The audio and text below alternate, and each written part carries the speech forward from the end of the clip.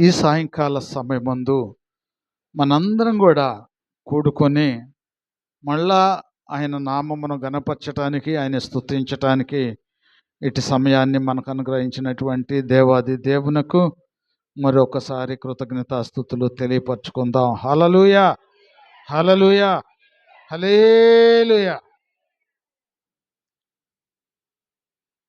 మనము ఈ రాత్రి కాలం మందు దేవుడు మనల్ని తన యొక్క సన్నిధికి మనల్ని ఎందుకు తీసుకొని వచ్చాడు అంటే, మన దేవుడు ఎలాంటి వాడు మనం తెలుసుకునేటువంటి వారమై ఉండాలి. హల్లెలూయా. ఎలాంటి వాడు మన దేవుడు అంటే, దేవునికి లోకానికి చాలా వ్యత్యాసం ఉన్నది. ఈరోజు దేవుని సన్నిధికి వచ్చినటువంటి మనము గ్రహించాల్సినటువంటి సత్యం ఏంటంటే, లోకానుసారముగా జీవిస్తున్నటువంటి మానవులకు దేవునికి ఎంత వ్యత్యాసం ఉన్నది. దేవుని యొక్క ప్రేమ, మానవుని యొక్క ప్రేమ ఈ రాత్రి కాలమందు మనం తెలుసుకోవాలని దేవుడు మనతో మాట్లాడుతున్నాడు. ఎందుకంటే ఈ లోకానుసారమైనటువంటి జీవితము జీవిస్తున్నప్పుడు ఆ కుటుంబము ఏదన్నా ఒక శ్రమలోనో, ఒక శోధనలోనో, ఒక కష్టాల్లోనో, ఒక ఇబ్బందుల్లోనో పడిందనుకో, తనతో ఇంతకుముందు స్నేహం చేసినటువంటి వారు యథావిధిగానే స్నేహము చేయగలుగుతారా? చేయలేరా? ఏమ్మా, చేయలేరు. ఆపదలో ఉన్నప్పుడు మరి వారు ఆదుకుంటారా? వదిలిపెట్టేసేస్తారా? ఎందుకని? వాడికి ఏమి లేవు, మళ్ళా తిరిగి మనం ఇచ్చామనుకో మనకి ఇస్తాడో ఇవ్వడో అని చెప్పేసి ఆలోచన చేస్తాడు మానవుడు. హల్లెలూయా, హల్లెలూయా. మానవుడు ఆలోచన చేస్తారు. అయితే దేవుడైతే దేవునితో నువ్వు స్నేహం చేస్తే దేవుని యొక్క వాక్యం మనకు సెలవిస్తుంది, ఆపదలో నిన్ను ఆదుకున్నవాడు నజరేయుడైన యేసే. హల్లెలూయా, హల్లెలూయా. ఆపదలో నిన్ను విడిచిపెట్టనటువంటి వాడు యేసయ్యే. ఆపదలో నీకు సహాయం చేయవాడు యేసయ్యే. నువ్వు ఏ కష్టంలో ఉన్నప్పటికైనా, ఏ శోధనలో ఉన్నప్పటికైనా నిన్ను విడిచిపెట్టినటువంటి వాడు నజరేయుడైన యేసు. ఈరోజు నువ్వు జాగ్రత్తగా దేవుని యొక్క వాక్యమును నువ్వు వినగలిగితే, దేవుని యొక్క ప్రేమ ఎలాంటిదో, లోకానుసారమైనటువంటి మానవుల యొక్క ప్రేమ ఎలాంటిదో దేవుడు తన వాక్యము ద్వారా నీతో స్పష్టంగా మాట్లాడుతున్నాడు. నీతో స్పష్టంగా మాట్లాడుతున్నాడు.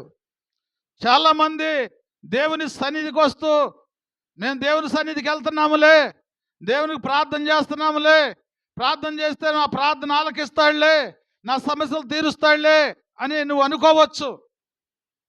హల్లెలూయా, హల్లెలూయా.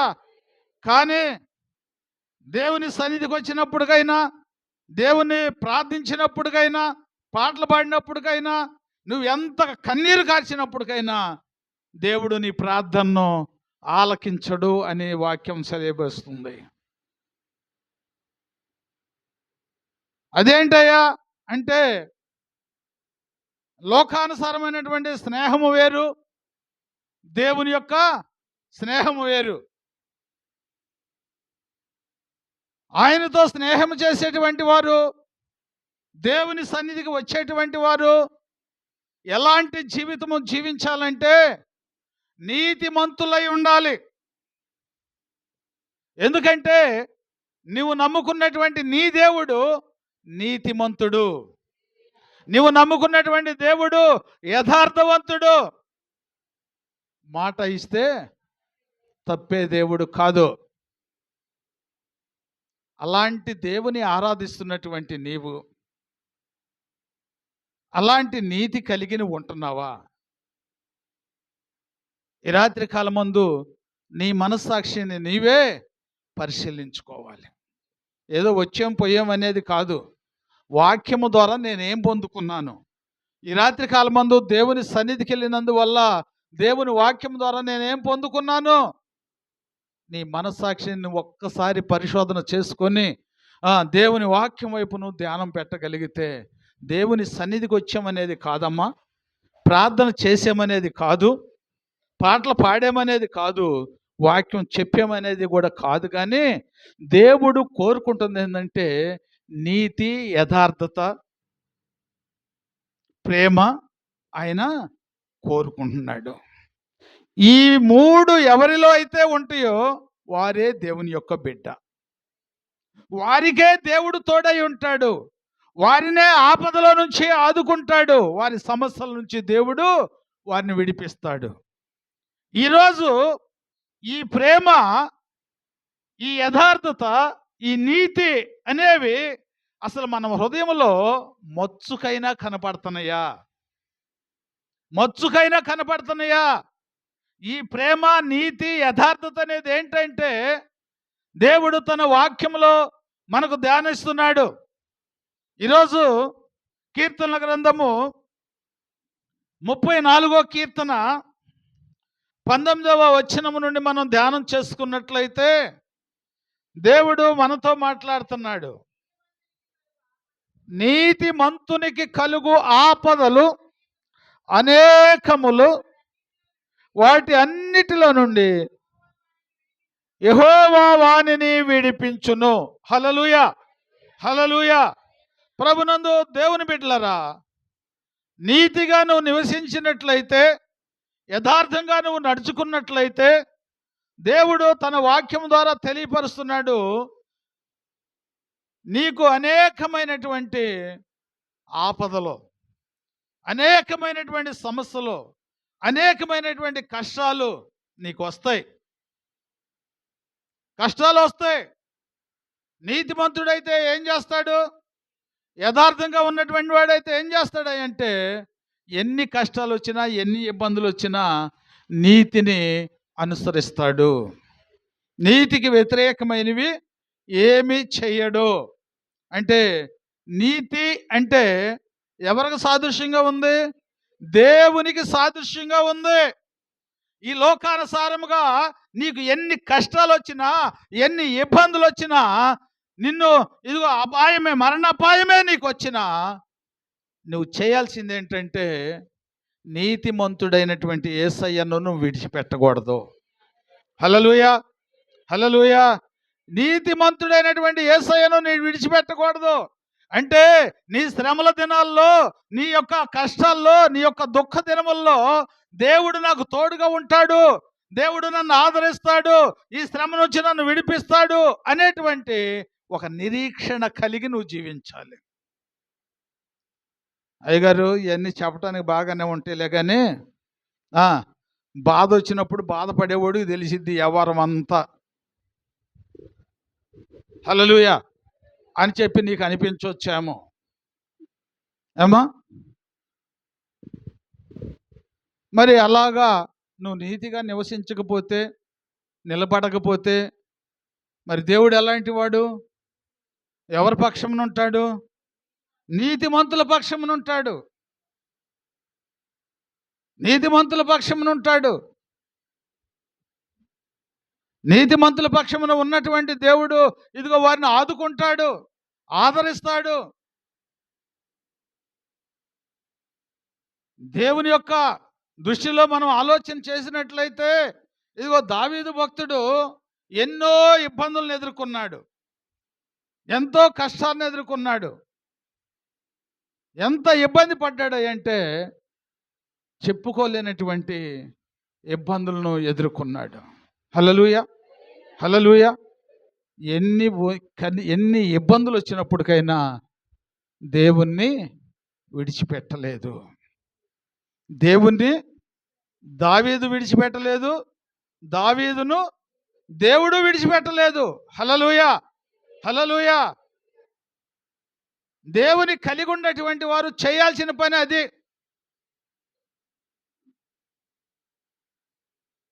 మరి ఏదన్నా శోధన వచ్చినప్పుడు, ఏదన్నా ఇబ్బంది వచ్చినప్పుడు అట్టి మనస్సాక్షి కలిగి ఉంటున్నామా మనం? ఈ రాత్రి కాలమందు దేవుడు నిన్ను హెచ్చరిస్తున్నాడు.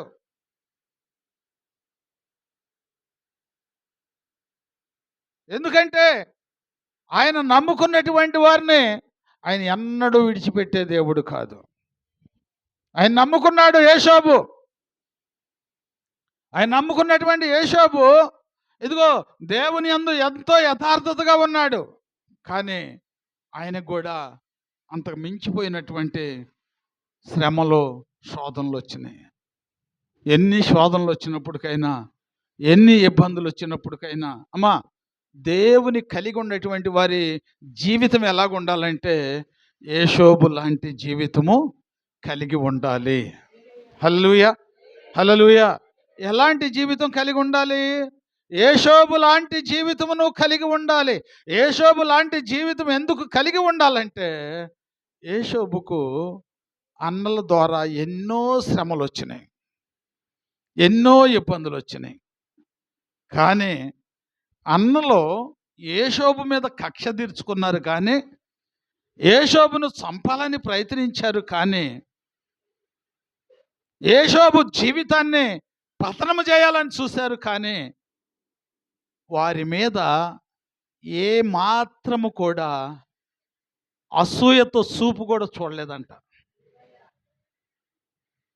ఏం చేశాడు? కనీసం విషపు చూపు కూడా చూడలేదంట.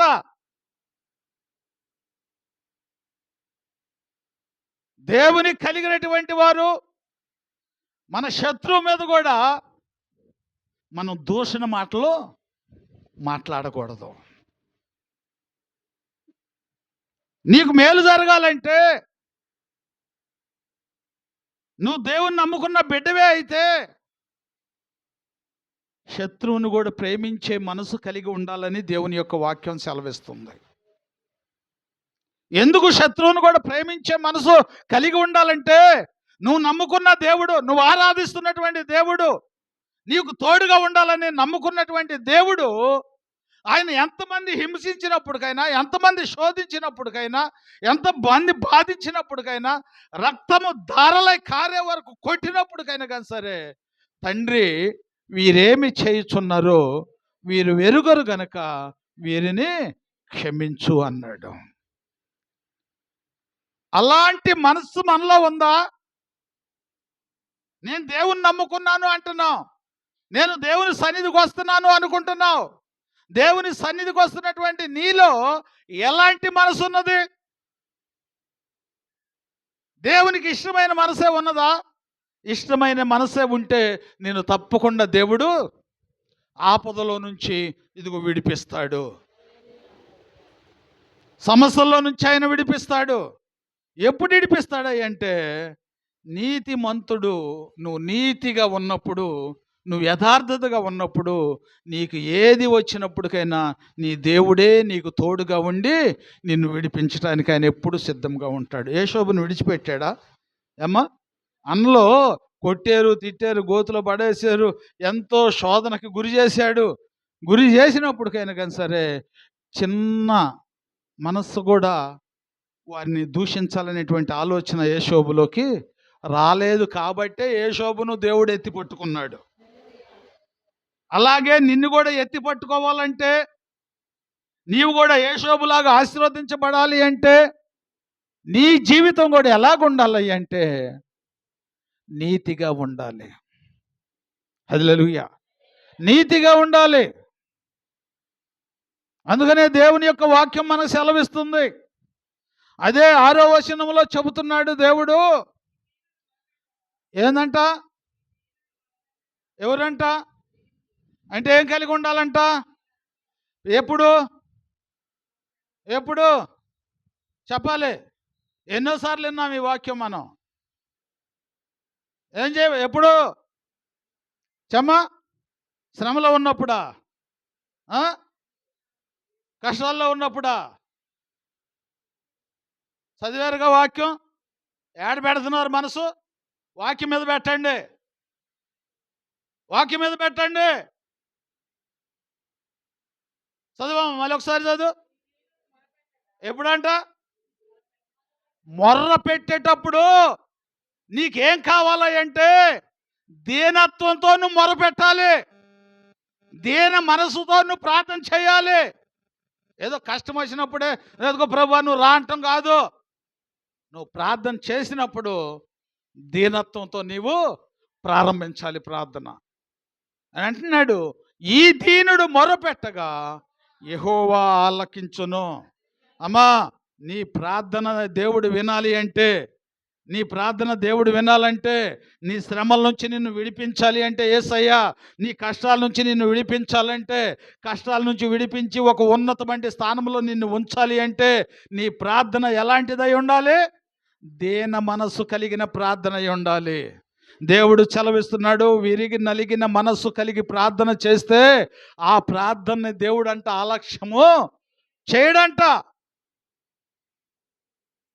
లోకమంతా తెచ్చి హృదయంలో పెట్టుకొని గుళ్ళోకి వచ్చి ప్రభువా నన్ను కాపాడు, నన్ను కరుణించయ్యా, నాతో మాట్లాడు అంటే వింటాడా దేవుడు?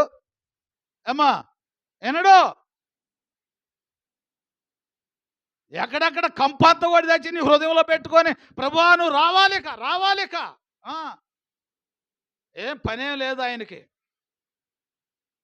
పని లేకపోయినా రాడు ఆయన, పని లేకపోయినా ఆయన రాడు. ఎందుకు ఆయన రాడు అంటే నీలో నీతి లేదు, నీలో యథార్థత లేదు, నీలో ఉందంట కంపు కొట్టేటువంటి జీవితం పెట్టుకొని ప్రభువా నువ్వు రా అంటే వస్తాడు ఆయన. ఆయన నీతిమంతుల పక్షమున నిలబడే దేవుడు, యథార్థవంతులను ఆదుకునే దేవుడు. కంపు కొట్టేవారు నువ్వు వచ్చి ప్రార్థన చేసాను అనగానే వచ్చేస్తాడు అనుకుంటున్నావు నీ కోసం. ముందు అందుకనే దేవుని వాక్యం చెబుతుంది, దేవుని సన్నిధికి వచ్చి ఆయన ఆరాధించేటప్పుడు నీ హృదయాన్ని నువ్వు సరి చేసుకోవాలి. ముందు ప్రభువా నాలో ఏమైనా నీకు వ్యతిరేకమైన ఉంటే నన్ను క్షమించయ్య అని చెప్పి నీ హృదయాన్ని నువ్వు సరి చేసుకొని నీ హృదయంలో ఉన్నటువంటి కప్పును తీసేసి పక్కన పెట్టేసి దీన మనస్సు కలిగి నువ్వు ప్రార్థన చేస్తే ఆ దీనుడు ఆలకిస్తాడంట. హల్లెలూయా, హల్లెలూయా. మరి ఎలాంటి మనసు కలిగి మనం ప్రార్థన చేస్తున్నాం? చదవము ఒకసారి. ఈ దీనుడు మొర్రపెట్టగా యెహోవా ఆలకించును. ఏం చేస్తాడంట అప్పుడు? శ్రమలన్నిటిలో నుంచి ఎప్పుడు విడుదల పొందుకుంటామంట? దీన మనసుతో ప్రార్థన చేసినప్పుడు. దీన మనసుతో ప్రార్థన చేసినప్పుడు ఆ శ్రమల నుంచి దేవుడు మనల్ని విడిపిస్తాడు. అంటే ప్రార్థన చేసే ముందు మనం ఏం చేయాలి? ఆ దీనత్వం నాలో ఉన్నదా లేదా? ఎదుటి వ్యక్తిని ప్రేమించే మనసు నాలో ఉన్నదా లేదా? ఎదుటి వ్యక్తిని దూషిస్తున్నానా, ప్రేమిస్తున్నాను అనేది నువ్వు ప్రార్థన చేసే ముందే నీ జీవితాన్ని నువ్వు పరిశోధన చేసుకోవాలి. హల్లెలూయా, హల్లెలూయా. ఎంత కంపు పెట్టుకొని రోత పుట్టిపోతుంటే రా రా రా ప్రభువా రా నాయనా, నా బాధ తీసేయి, నా శ్రమ తీసేయి, నా శోధన తీసేయి, నా ప్రార్థన ఆలకించు, ఆలకించయ్యా నా ప్రార్థన. ఇలాంటి కంపు పెట్టుకొని పరలోకానికి వెళ్ళాలని వచ్చారంట. ఎవరిళ్ళు? ఎవరమ్మా? పరలోకానికి వెళ్ళాలని వస్తే వాళ్ళు అంటున్నారు, అయ్యా నీ నామమున మేము అద్భుతమైన ఎన్నో కార్యాలు చేశాం, దయ్యాలను ఎల్లగొట్టాం, సమస్తమును కూడా ఇదిగో ఎల్లగొట్టేశాం ప్రభువా, ఎల్లగొట్టేశాం. ఏమంటున్నాడు వాళ్ళని?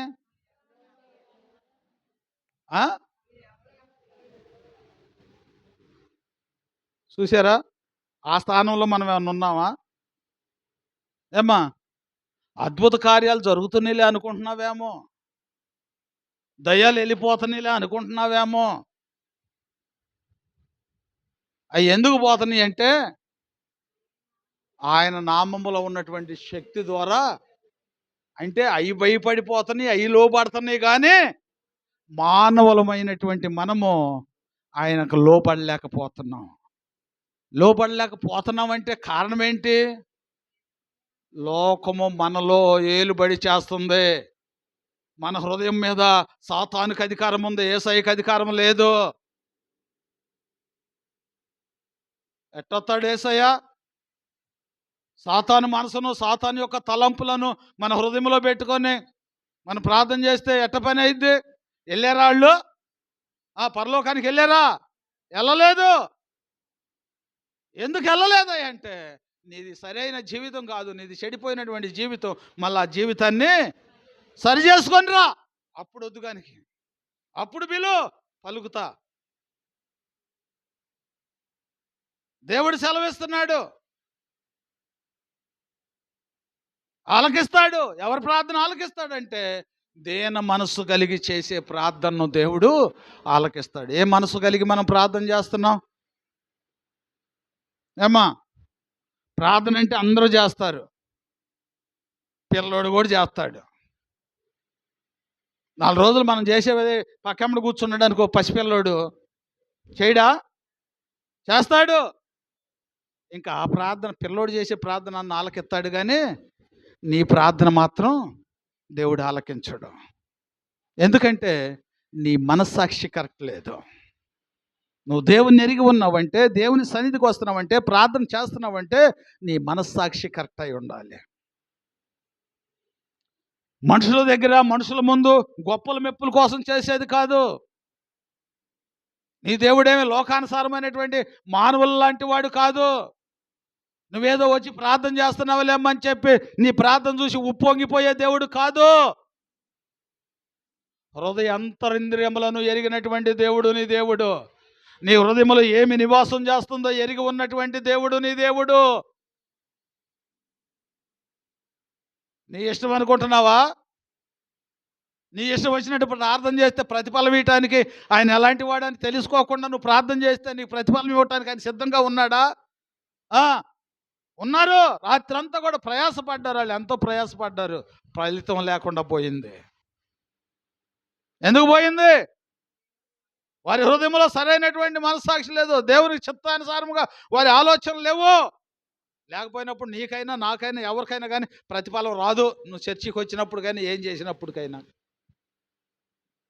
నువ్వు ఎంత ప్రార్థన చేసినా కానీ దేవుడు నీ ప్రార్థన ఆలకించడు. నువ్వు అనుకుంటున్నావు ఆపదలో ఉన్నటువంటి వారిని ఆదుకుంటానన్నాడు అనుకుంటున్నావేమో. ఇశ్రాయేలు యొక్క జనాంగము ఎంత ఇబ్బందిలో ఉన్నారు ఏమా, ఎంత ఇబ్బందిలో ఉన్నారు. వారిని విడిపించాడా దేవుడు? విడిపించలేదు. లాస్ట్కి వచ్చేపటికే వారి మనసు ఏమైపోయింది ఏమా? దీనత్వానికి వచ్చేసింది. దీనత్వానికి వచ్చేసింది. దీనత్వంతో వారు మొర్ర పెట్టినప్పుడు దేవుడు అంటున్నాడు, వారి ప్రార్థన నేను ఆలకించాను. మరి నీ ప్రార్థన ఆలకించాలంటే ఏమా, నీ ప్రార్థన దేవుడు ఆలకించాలంటే దీన మనసు కావాలి, దయగలిగిన మనసు కావాలి. నీ హృదయము ఎంత దయానందంగా ఉంటుందో అంతగా దేవుడు నీకు తోడై ఉంటాడు. నీ ప్రార్థనను దేవుడు ఆలకిస్తాడు. ఏదో వచ్చేమిలే అనుకొని 4 మాటలు ప్రార్థన చేసుకొని పోతే దేవుడు నాతో వస్తాడులే అనుకుంటే కాదు. నువ్వు ప్రార్థన చేసినా, ప్రార్థన చేయకపోయినా, దేవునికి వ్యతిరేకమైనవి చేసినా దేవుడు నీకు తోడై ఉంటాడు. అదేందయ్య గారు, ప్రార్థనకు వచ్చేటువంటి మాకు తోడుగా లేకుండా ప్రార్థన చేయనటువంటి వారికి తోడుగా ఉంటాడు అంటావేంటని చెప్పి నీకు ఆలోచన రావచ్చు. ఎందుకంటే నీ దేవుడు హృదయంలో నెరిగినటువంటి దేవుడు. పైకి నువ్వు మంచివాడు కాకపోయినా నీ హృదయంలో ఏముందో కూడా ఎరిగినటువంటి దేవుడు. ఇప్పుడు మనం ఆలోచన చేసినట్లయితే అబ్రహాము దేవునికి వ్యతిరేకమైనవి చేస్తున్నాడా, ఇష్టమైన పని చేశాడా ఏమా? వ్యతిరేకమైన పని చేసినటువంటి అబ్రహామును దేవుడు ఎందుకు ప్రేమించాడు? ఆయన హృదయాన్ని, హల్లెలూయా, హల్లెలూయా. ఆయన హృదయాన్ని ఎరిగి ఉంటాడు. ఆయన చేసే పనులు కాదు, అవి లోకానుసారమైనవి. అబ్రహాము యొక్క హృదయాన్ని దేవుడు ఎరిగి ఉన్నాడు గనక అబ్రహాముతో దేవుడు మాట్లాడాడు. అంటే ఇప్పుడు దేవుడు దేన్ని ప్రేమిస్తున్నాడు? ప్రార్థన కాదు ప్రేమిస్తుంది, నీ హృదయాన్ని ప్రేమిస్తున్నాడు. నీ హృదయంలో ఉన్నటువంటి దాన్ని బట్టి నీ పట్ల కార్యములను జరిగిస్తాడు యేసయ్య. నీ హృదయ వాంఛలను తీర్చాలి అంటే, నీకు ప్రతిఫలము కావాలి అంటే, నీ హృదయము శుద్ధిగా ఉండాలి. నీ ప్రయాసకు ప్రతిఫలము కావాలి అంటే, దేవునికి నువ్వు వ్యతిరేకమైనవి చేసినప్పటికైనా కానీ సరే, నువ్వు హృదయం మాత్రం ఆయనకి దగ్గరగా ఉండాలి. ఆయన నీ హృదయంలోకి ఆహ్వానించుకునేటట్టుగా ఉండాలి నీ హృదయం. రాత్రంతా ప్రయాసపడ్డారు. పడ్డాయా? ఎందుకని పడలేదు ఏమ్మా? అయితే ఒక్క శాప కూడా పడలేదుగా. వారి హృదయంలో దేవుని చోటు లేదుగా. మరి లేనప్పుడు యేసయ్యకి ఎందుకు? యేసయ్యకి ఎందుకమ్మా వాళ్ళ గురించి? ఎందుకు? ఎందుకంటే నిస్సహాయ స్థితిలో ఉంటున్నారు. ఏం చేయాలనేటువంటి ఆలోచనలో ఉన్నారు. కానీ ఆలోచనలో ఉన్నారు, కానీ దేవుని ఆహ్వానించుకునే మనసు మాత్రం వాళ్ళలో ఉంది. వ్యతిరేకంగా వెళ్ళారు కానీ వేటకైతే వ్యతిరేకంగా వెళ్ళారు, కానీ వారు దేవుని తలంచుకోవాలా. ప్రయాసపడ్డారు, రాత్రి అంతా ప్రయాసపడ్డారు. ఒక్క చేప కూడా వాళ్ళకి పడలా. చూశారు, వచ్చారు, వాళ్ళు వచ్చారు.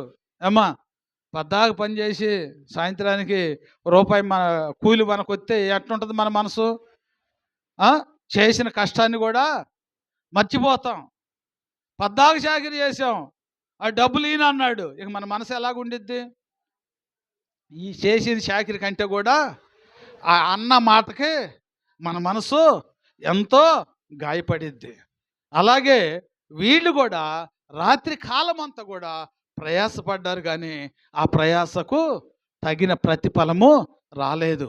రాకపోయేటప్పటికి నిరుత్సాహంతోనంట ఆ వలలంట జాడించుకుంటున్నారంట. ఏం చేద్దాం ఇప్పుడు, ఇంటికి వెళ్తే బిడ్డలకి ఆహారం ఎట్ట అని చెప్పేసి వారు ఆలోచించుకుంటున్న సమయంలో వారిని చూశాడు దేవుడు. చూస్తున్నాడు దేవుడు. లోకంలో నీ మనసులో ఏమి దాచుకుంటున్నావో, ఏం ఆలోచిస్తున్నావో, ఎవరిని ముంచుదాం అనుకుంటున్నావో, ఎవరిని లేపుదాం అనుకుంటున్నావో, ఎవరితో స్నేహం చేద్దాం అనుకుంటున్నావో, సమస్తమును కూడా చూస్తానే ఉన్నాడు యేసయ్య. భయం వేస్తుందా నీకు? ఏమా, భయం వేస్తుందా? నీ ఆలోచనలు బట్టి దేవుడు నీకుతో ఉంటాడు.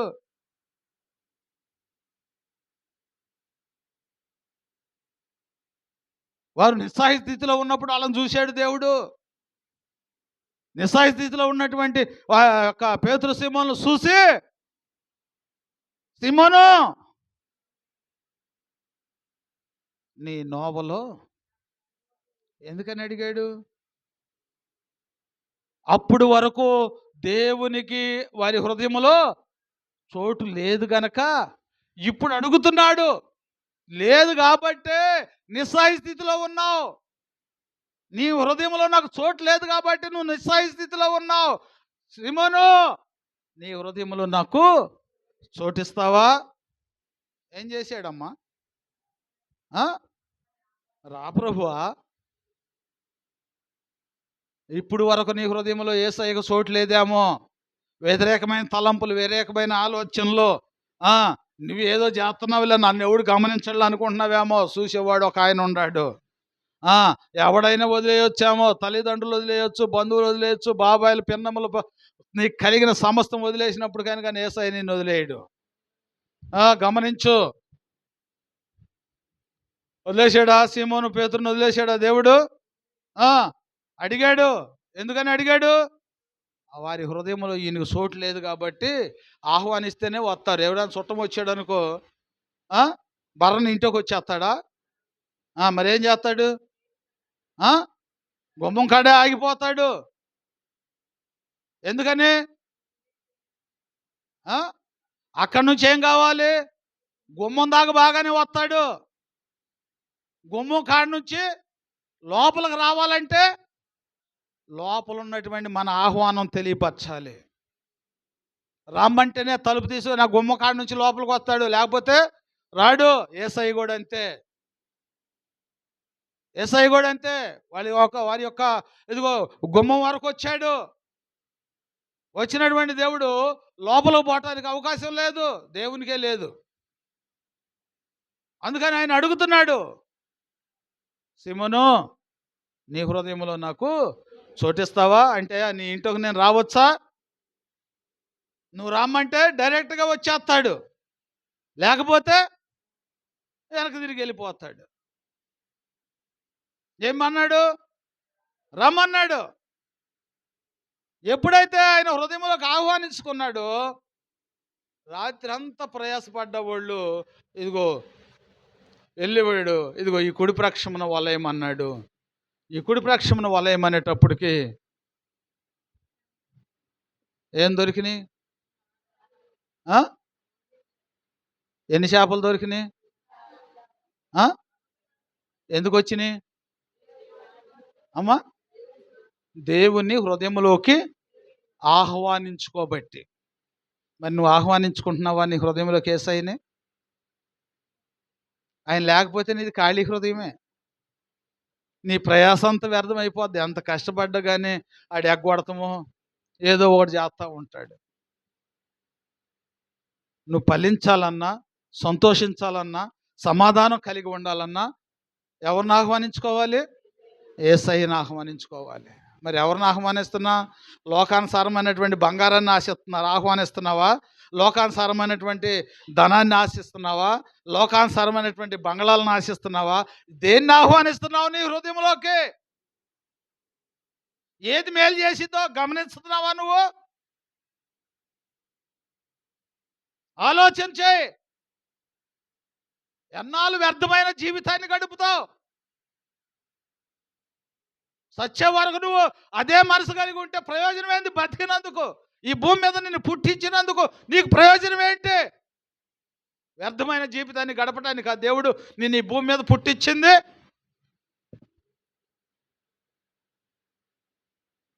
ఆయన సాక్షిగా జీవిస్తావని, ఆయనకు నమ్మకంగా ఉంటావని, ఆయన నీ హృదయంలో భద్రపరుచుకుంటావని.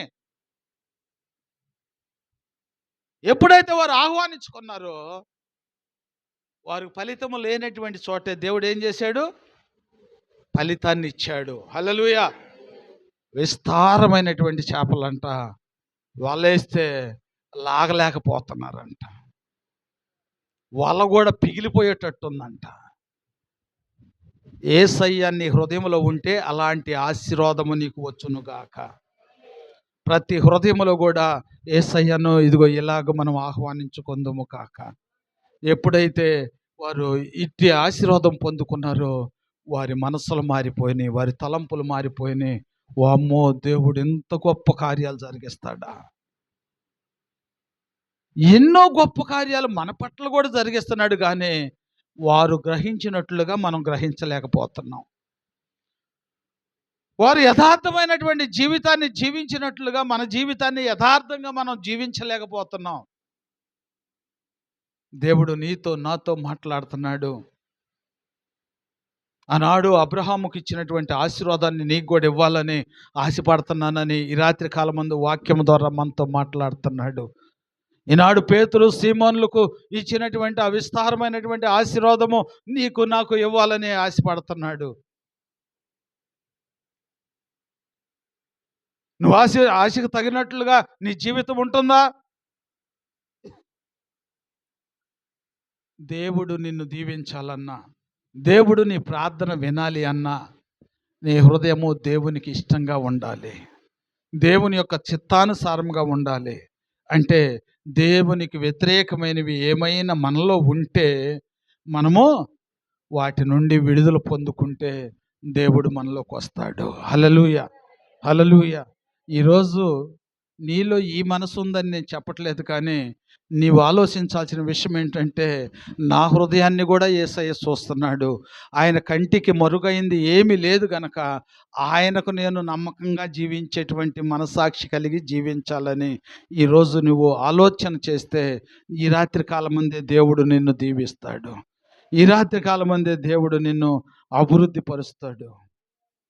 నువ్వు మానవుడికి భయపడితే భయపడు, లేకపోతే లేదు. కానీ దేవునికి భయపడి దేవుని ఆహ్వానించుకునే మనస్సు కలిగి నువ్వు ఉంటే నీ జీవితాన్ని ధన్యకరముగా మార్చేస్తాడు యేసయ్య. హల్లెలూయా, హల్లెలూయా.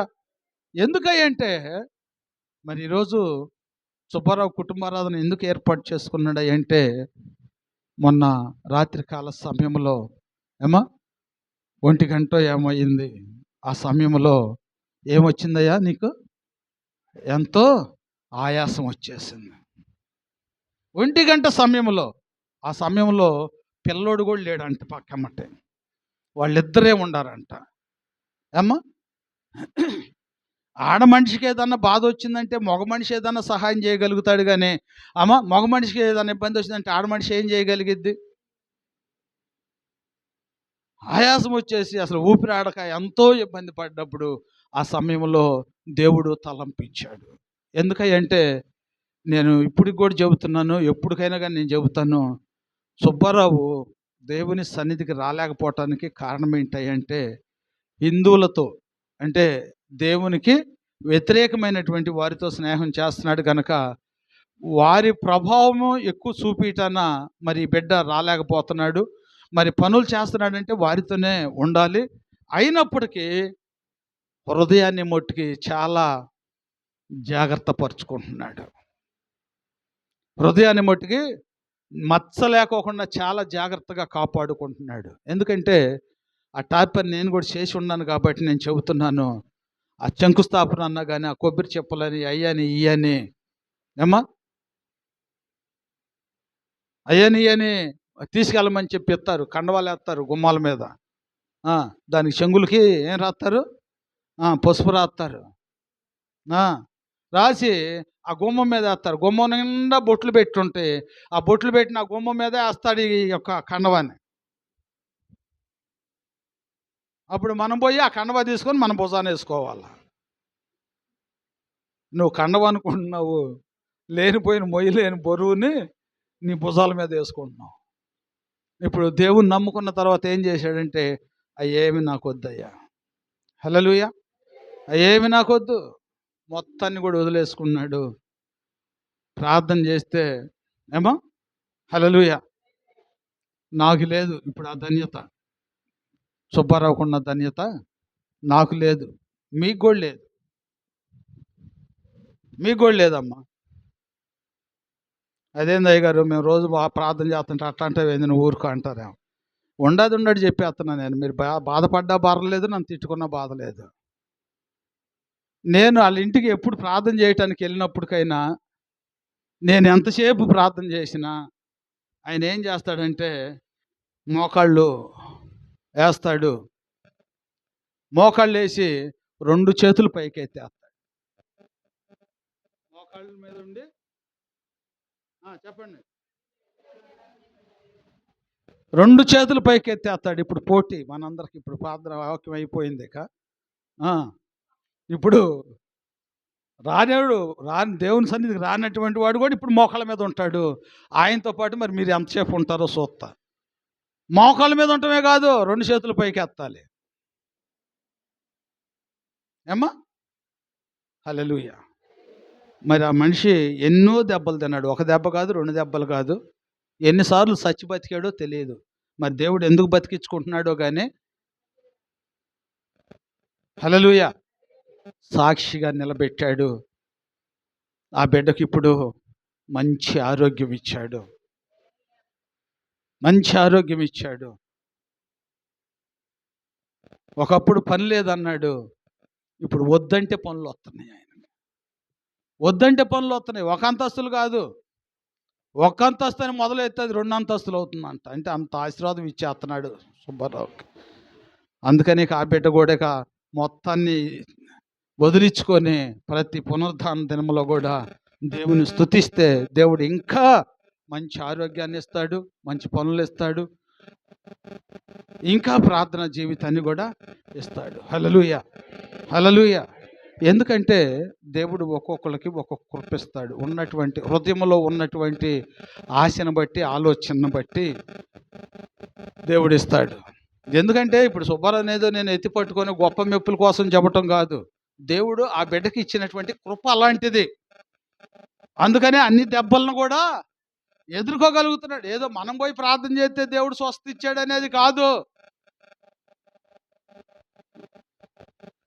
దేవుని వాక్యం ఏం చెబుతుంది? నీ హృదయం నిండిన దాన్ని బట్టే నోరు మాట్లాడిద్ది. ఆ హృదయంలో దేవుని చోటు ఉంది కాబట్టి, ఆయన ప్రార్థన చేస్తున్నాడు కాబట్టి ఆ ప్రార్థనని దేవుడు ఆలకిస్తున్నాడు. ఇంక 2 రోజులు పోతే కాలు తీసేయాలన్నారా? రాడ్డు పడిందయ్యా, హల్లెలూయా, కాలు తీసేయాలన్నారంట. ఎందుకు తీసేయలేదు? దేవుని చిత్తంలో లేదు, రక్షణ పొందాడు. హల్లెలూయా, హల్లెలూయా. ఆయన బిడ్డలను అంత తేలిగ్గా వదిలిపెట్టే దేవుడు కాదమ్మా మన దేవుడు. ఈ రాత్రి కాలం మందు మరి ఆ బిడ్డ యొక్క ఆపదలో నుంచి దేవుడు ఆదుకున్నాడు సుబ్బారావుని. మరి ఈరోజు కుటుంబారాధన ఏర్పాటు చేసుకున్నటువంటి భాగ్యమ్మ కుమారుడి పట్ల కూడా దేవుడు ఎత్తి పట్టుకున్నాడు. మరి పేగు పూసి బిడ్డ అన్నం తినకోకుండా ఎంతో ఇబ్బంది పడ్డాడు. అమ్మ పడ్డాడా? ఇబ్బంది పడ్డాడా? హల్లెలూయా. ఇప్పుడు ఎట్టున్నాడు అమ్మ? గట్టిగా చెప్పు. నాకు కాదు, వాళ్ళు వింటారని చెప్పమంటుంది. ఇక్కడ ఇలా ఈ రోజున సుబ్బారావుని ఎత్తి పట్టుకున్నాడు, మరి భాగ్యమ్మ గారి కుమారుడిని ఎత్తి పట్టుకున్నాడు, ఇలా వాక్యం ద్వారా మనల్ని కూడా ఎత్తి పట్టుకున్నాడు. హల్లెలూయా, హల్లెలూయా. అందరి పట్ల అద్భుత కార్యములను చేయగలిగినటువంటి దేవుడు మనందరికి తోడయ్యుండును గాక. ప్రార్థన చేసుకుందాం. దేవుడి కొద్ది మాటలను ప్రభు మన వినికిడిలో దీవించి ఆశీర్వదించి మహిమ పొందును గాక. ప్రార్థన చేసుకుందాం.